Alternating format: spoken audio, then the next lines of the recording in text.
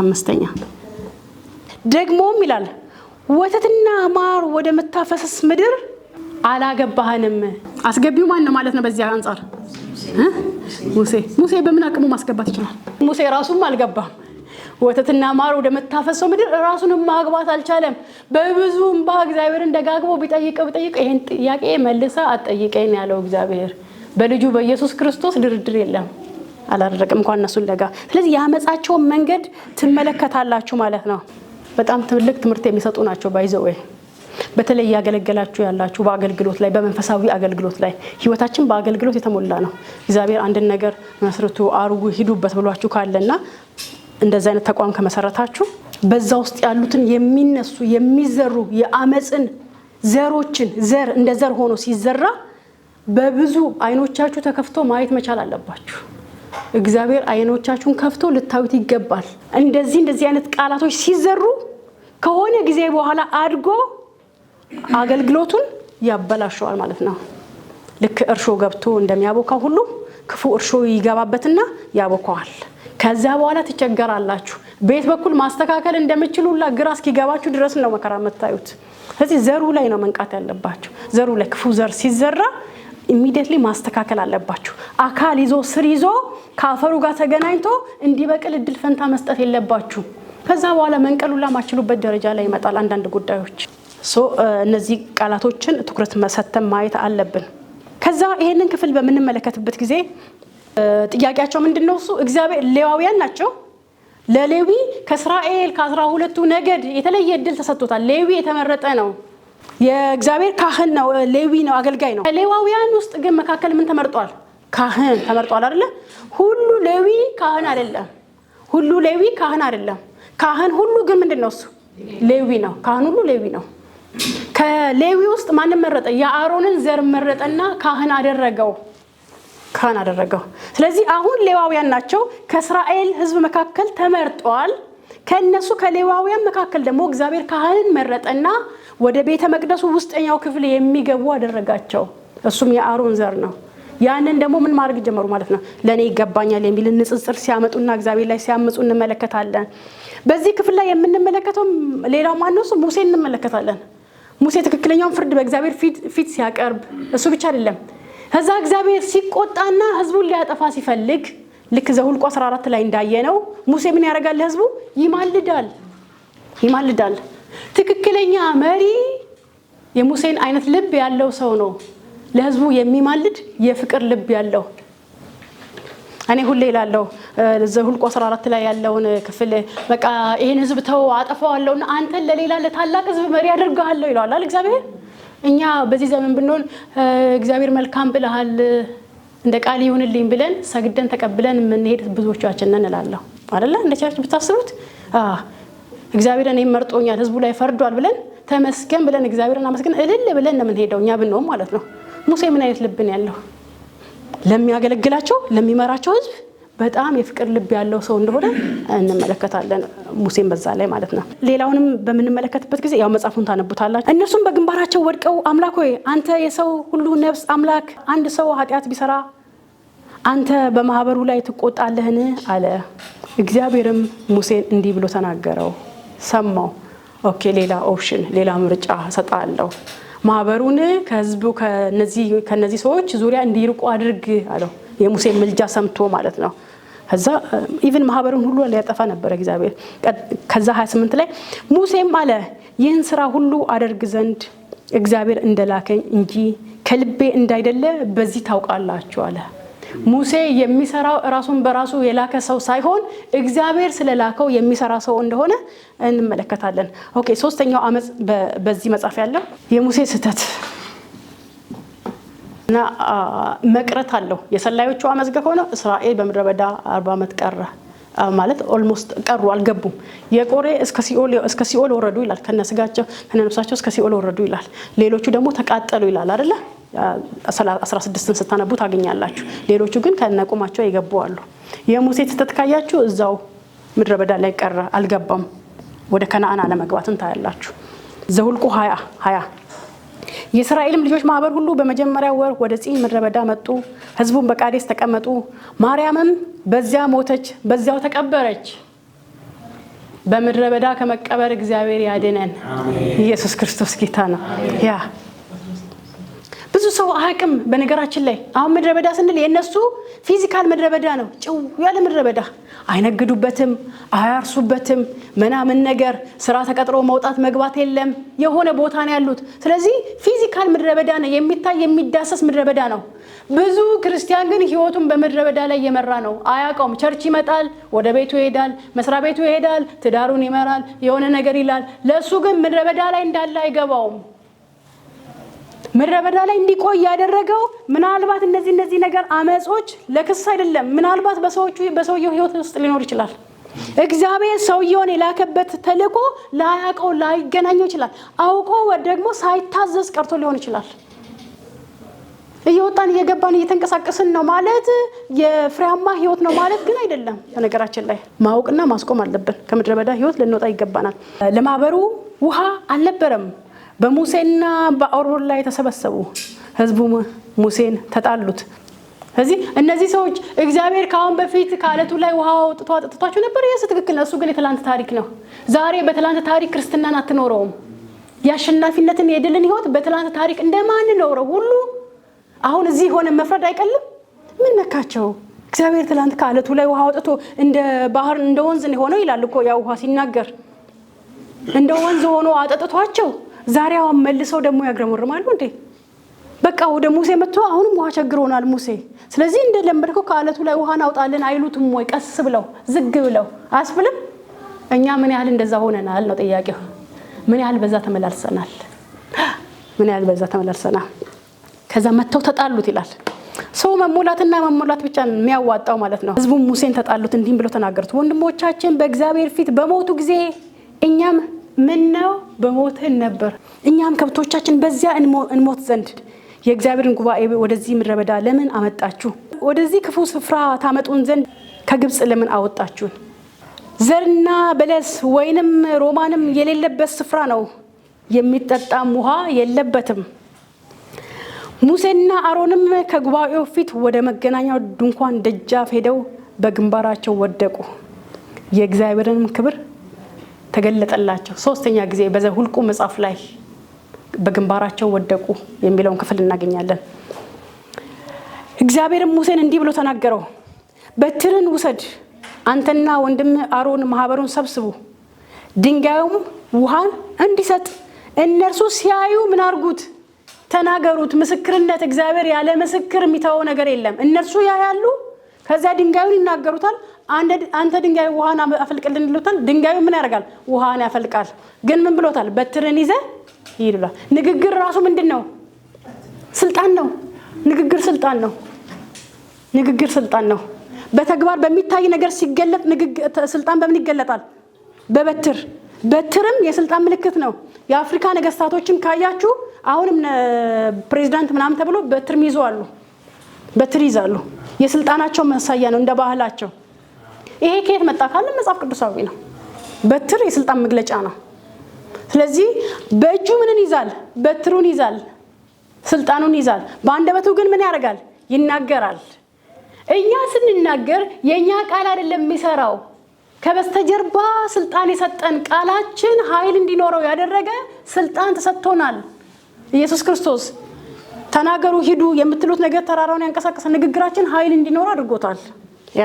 ስለዚህ በትርን ያዝ። ሙሴ አይመስላችሁም?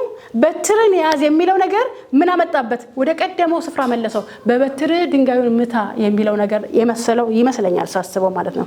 በትርን ውሰድ፣ አንተና ወንድም አሮን ማህበሩን ሰብስቡ፣ ድንጋዩም ውሃን እንዲሰጥ እነርሱ ሲያዩ ተናገሩት፣ ከድንጋዩም ውሃ ታወጣላቸዋለህ፣ እንዲህም ማህበሩን ከብቶቻቸውንም ታጠጣላችሁ። ሙሴም እንደታዘዘ በትሩን ከእግዚአብሔር ፊት ወሰደ ይላል። በትሩን ማለት ከእግዚአብሔር ፊት እግዚአብሔር እዛ ጋር አለን ከወጣው ትእዛዝ ጋር እግዚአብሔር አለ። በትሩን ውሰድ ሲል እግዚአብሔር አለ። ከዛ ፕሬዘንስ ነው የሚወስደው። ታውቃላችሁ፣ ስልጣናችን ከየት ነው የሚወጣው? ከእግዚአብሔር ፊት ነው የሚወጣው ስልጣናችን። በትሩን ሲወስድ ከእግዚአብሔር ፊት ወሰደው። ከእግዚአብሔር ፊት ስለወሰደ ስልጣኑ የሚወጣው ከእግዚአብሔር ዘንድ ነው። በዚያ ስልጣን ነው የሚመላለሰው። ማንም ሰው በትር ቆርጦ ይዞ የሚያምር በትር ቢይዝ ምንም ነገር አይሰራለትም። የሙሴ በትር ግን እግዚአብሔር የሚሰራውን ስራ የመስራት ኃይል አለው። በትሩ እግዚአብሔር የሚሰራውን ስራ የመስራት ኃይል አለው። የማንም ሰው በትር ባህር ሲከፍል አላየንም። የማንም ሰው በትር ድንጋይን መጥቶ ውሃ ሲያፈልቅ አላየንም። ከእግዚአብሔር ዘንድ የመጣችው በትር ግን ባህሩን ትከፍላለች። ሙሴም እጁን ዘርግቶ ድንጋዩን 2 ጊዜ በበትሩ መታው፣ ብዙም ውሃ ወጣ። እግዚአብሔር አይገርማችሁም? እግዚአብሔር ብዙም ውሃ ወጣ። ለምን እንዳይወጣ አላደረገም? ራሱን ማክበር አለበት እግዚአብሔር። ማህበሩን ከብቶቻቸውም ጠጡ። እግዚአብሔርም ሙሴና አሮንን ወደ ጓዳ መልሶ ይመስለኛል ሳስበው ወደ ውስጥ መልሶ አይደለ? ሙሴና አሮንን ነው የሚለው። በእግዚአብሔር ልጆች ፊት ተቀድሱኝ ዘንድ በእኔ አላመናችሁምና ስለዚህ ወደ ሰጣችሁ ምድር ይህን ጉባኤ ይዛችሁ አትገቡም አላቸው። የእስራኤል ልጆች በእግዚአብሔር ላይ ጠብ ያደረጉበት እርሱም ቅዱስ መሆኑን የገለጠበት ይህ የመሪባ ውሃ፣ የጭቅጭቅ የክርክር ውሃ ማለት ነው። የመሪባ ውሃ፣ የክርክር ውሃ፣ የንትርክ ውሃ ተጠጥቷል። ውሃውን አልከለከለም እግዚአብሔር። ለምን? ውሃ የመከልከል አጀንዳ የለውም። ምግብን የመከልከል አጀንዳ የለውም። ሰው በችግር ይቀጣኛል እግዚአብሔር የሚል ሰው ትክክል አይደለም። ማንንም እግዚአብሔር የማንንም ጉሮሮ ምግብ አብልቶ ውሃ ጠጥቶ ያሳድራል። ችግር የለበት። ምን ሲሆን ታዲያ እኔ ጋር ሲመጣ እግዚአብሔር በውሃ በምግብ ይቀጣል? አይቀጣም። ማንነቱ አይደለም። ለምን? እያመጹ እንኳን ውሃ ጠጥቷቸዋል። እያመጹ እንኳን ምግብን አብልቷቸዋል። ይሄን እናያለን ማለት ነው። የእግዚአብሔር ፍርድና ምህረት የሚታይበትን ቦታ ነው። ዘኍልቍ ምዕራፍ 21 ከቁጥር 4 እስከ 9። ይሄኛውም ካየነው ሁለቱ ላይ የእግዚአብሔር ፍርድና ምህረት ከናስ የተሰራው እባብ ላይ እንመለከታለን። ከሆርም ተራራ ከኤዶምያስ ምድር ርቀው ሊዞሩ በኤርትራ ባህር መንገድ ተጓዙ።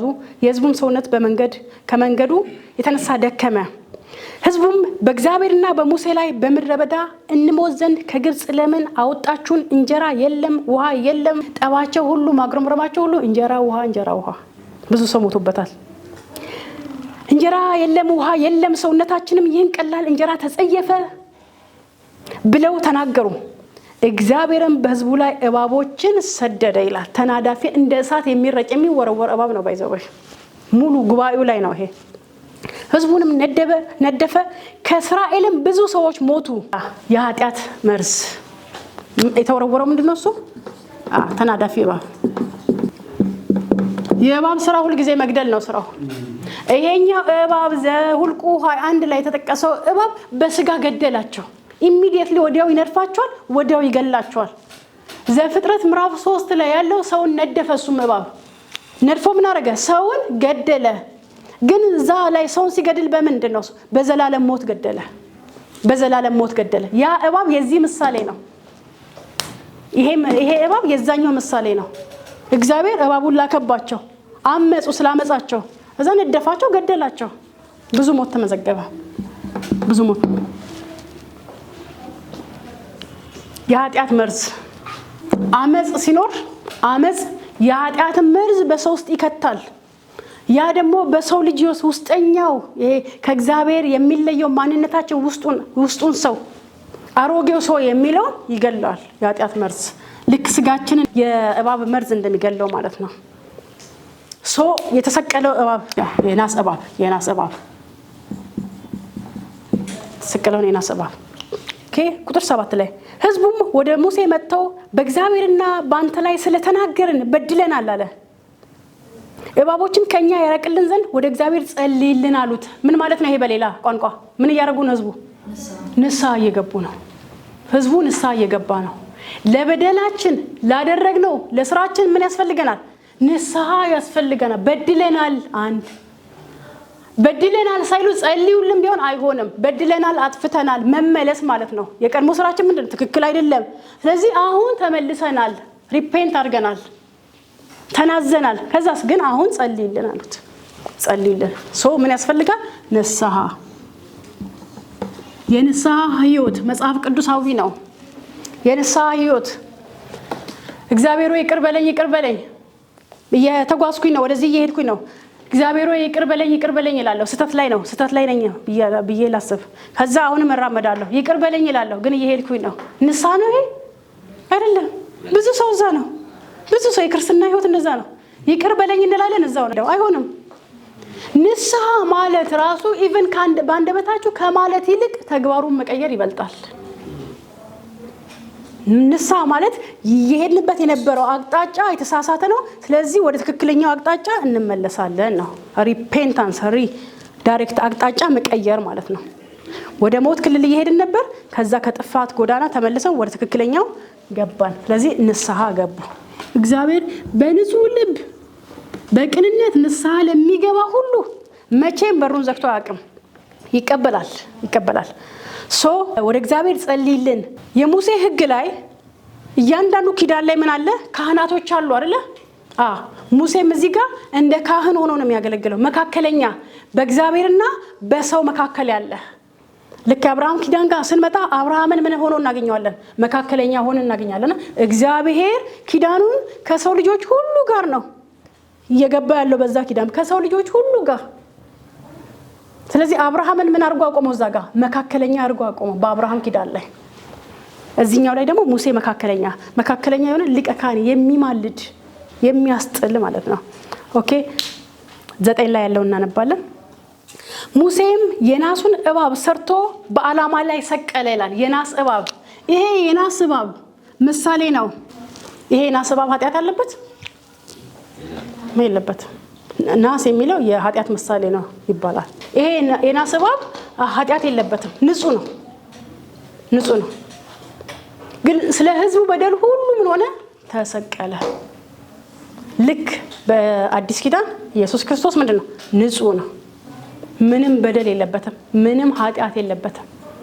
ግን ስለ ሰው ልጆች ሁሉ ኃጢአት ተሰቀለ። የዚያ ምሳሌ እንዲሆን አስቀመጠው። ዮሐንስ 3:14 ላይ ማጉረምረም 1 የእግዚአብሔር ፍርድ፣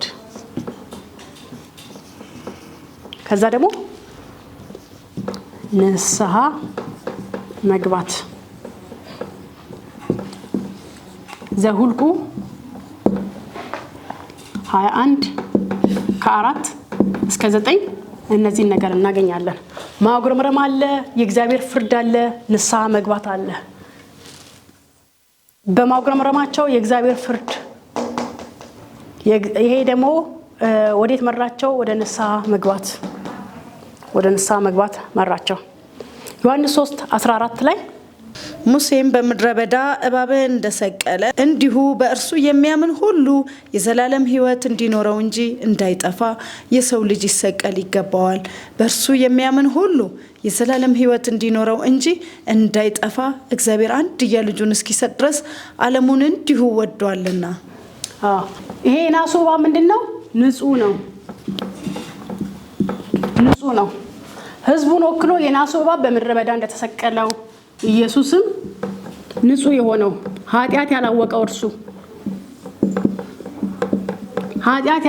እርሱም ስለኛ ስለ ሰው ልጆች የተሰቀለውን ኢየሱስ ክርስቶስ ይወክላል፣ ያሳየናል።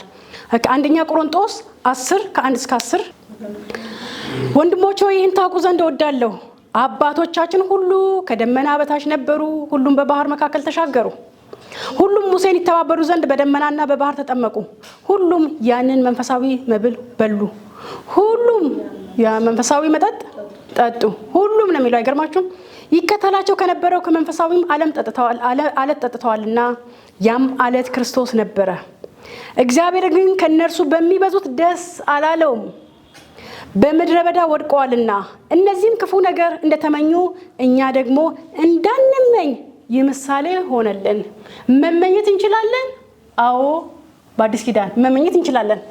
መመኘት ማንችል ሰዎች አይደለም ያደረገን። አዲስ ፍጥረት ስንሆን መመኘት ማንችል ሰዎች አይደለንም፣ እንችላለን። ግን ምን አለ መጽሐፉ ሲናገር? እንዳትመኙ፣ በእነርሱ ስለተመኙ እግዚአብሔር እንዳልተደሰተ ሁሉ እናንተም ይህንን ዓለም ስትመኙ እግዚአብሔር አይደሰትባችሁም ነው። እኛም ምኞታችን የዓለም ምኞት ሲሆን እግዚአብሔር በእኛ አይደሰትም። አንዳንድ ጊዜ እንላለናል ቸርች ዓለም እኮ ወደ ቸርች ገባ ያስብለናል። አሁን አንዳንዴ ይመስለናል። ለምን ስንል መልካችን፣ ድርጊታችን፣ ንግግራችን፣ ስራችን ሁሉ የዓለም ስራ የሚመስል ምን የሚለይ ነገር እስከምናጣ ድረስ መልካችን የዓለም ይመስላል። ግን መምሰል አለብን ወይ? መምሰል የለብንም። መጽሐፉ የሚለን መልካችን የማመልክ እንዲመስል ነው። የልጁ መልክ ራሱ እግዚአብሔር በመንፈስ ቅዱስ አማካኝነት ዳግም የወለደን መልካችን የልጁ መልክ እንዲመስል ነው። እንጂ ከዛኛው ዓለም ጋር እንድንመሳሰል በፍጹም አስፈላጊ አይደለም። በዚህ መመሳሰል አይደለም በነገራችን ላይ የምንማርካቸው፣ አንማርካቸውም፣ አይማረኩም። በዚህ ልዩነታችን ነው እንዲማረኩም ያደርጋቸው። እኛ ጋር ያለው ልዩነት እነርሱን ሲስባቸው ነው ይመስለናል። አንዳንድ ጊዜ ልክ እነሱን ስንመስል የነሱን ስታይል ላይፍ ስታይላቸውን የህይወት ዘይቤያቸውን ስንከተል በቀላሉ ወደኛ የምናመጣቸው ይመስለናል። እንደውም እያሸሸናቸው ነው፣ እየገፋናቸው። ያንንማ ይበልጡናል፣ ያንን በደንብ ይበልጡናል። ሰው በሚበልጥ ነገር ካንተ ምን ይማራል? ካንተ በሚሻለው ነገር ምን ይማራል? አይማርም። እዚህ ጋር ግን ምን በልጣቸው ነገር አለ። ምንም ብናረክ መጽሐፉም እኮ ሲናገር ይላል የዓለም ልጆች ይበልጧቸዋል፣ ከብርሃን ልጆች ይበልጣሉ ይላል እኮ። በአንዳንድ ነገሮች እኮ ይበልጡናል። እኛ ጋር ሲመጣ ደግሞ በእግዚአብሔር ነገር ደግሞ እንበልጣለን። ራሱ ትኩረት ይባላል። ትኩረት ሁሉን ነገር ይዛለው ብለህ እዚህም ስትሞክር አንዱም ነገር ላይ ኤክሴል አታደርግም፣ አትልቅም። በአንዱም ነገር አትልቅም። ይሄም ያው ነገር ታደርጋለህ። በዚህም መካከለኛ ነህ፣ በዚህም መካከለኛ ነህ። በአንዱም ጥሳ አትታይም። ሁሉንም ትተውና አንዱን ጉዳይ አንዱ አጀንዳ ላይ ትኩረት ስታደርግ ግን ልቀህ በልጠህ ትገኛለህ። ስለዚህ በአንዱ ልቀን መታየት አይሻልንም? ሁለት እግር አለን ተብሎ ሁለት ዛፍ እንደማይወጣ ሁሉ በአንዱ ልቆ መታየት ይሻላል ማለት ነው።